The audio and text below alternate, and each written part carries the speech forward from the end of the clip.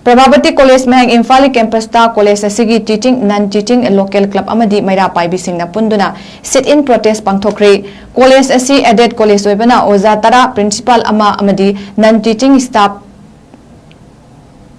tarukta government na matamatam gi pibiba fund pegi salary na college asi chalaibani haidiba teaching amasung non-teaching staff sing asisu thakun mapan tulo fangdana magi mathau pangthokuna lakliba asigumba yamna waraba tanja asida organization singna puba thangba ngamloidaba demand sing dobiba asi yamna laibak thibani maramaduna lamdam asigi sothana leiriba satra sing amadi guardian sing gi tungi yengbiduna organization singna makha tana demand tongbidanaba mari leinaba puknamaki mafamda haijarakli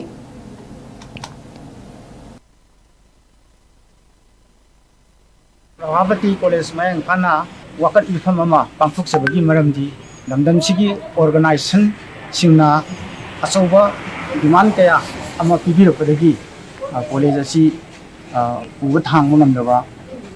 phimam ama lakpadagi ngasi akoina college sida wakat ifam si thamjalani aduga college asi government na ozagi post tara ama ifam gi post ama non teaching gi post ta taruk ama punna post rate asi Thata punggama pencutna pesawat pengikuti menjadi boleh jadi lebih ekor pun masing-masing ayam mana sacrifice tahu dengan lapne masih kemudian ini pak dengan terbunuh bersama boleh jadi kita apa kita mata masih waktu itu masih panjang ini tahu bukan wahai musuh mengambil api terjadi Prabhavati College haiba college puba thangba ngamdaba demand tawbiganu irecha singi mafamda haijari hoji aikoi irekai sida bazata na college chappa ngamdaba amadi mafam khudingmakta mapalomda chappa ngamdaba kayado leikai se leijari ba khungam sida shankat saraga aikoi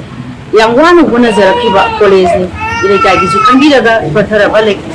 Imphal West ki sidai da leijari ba ki khambiraga isa isu tamiba mayam je college na mukhiba taragadi Hauriba ko gi generation da ko gi tungi yumbiren ogadori ba satja sati gi tunsi kayabu mangan bada asabu mateng pangbiganu adana irisa singi mafamda haijaningi umba thangba ngamdaba ko gi demand tawbiganu amuktan bi college bu sakhot na khonna biba matamda mateng pangbiu haibase asi media gi tongga maira bai ama oina si haije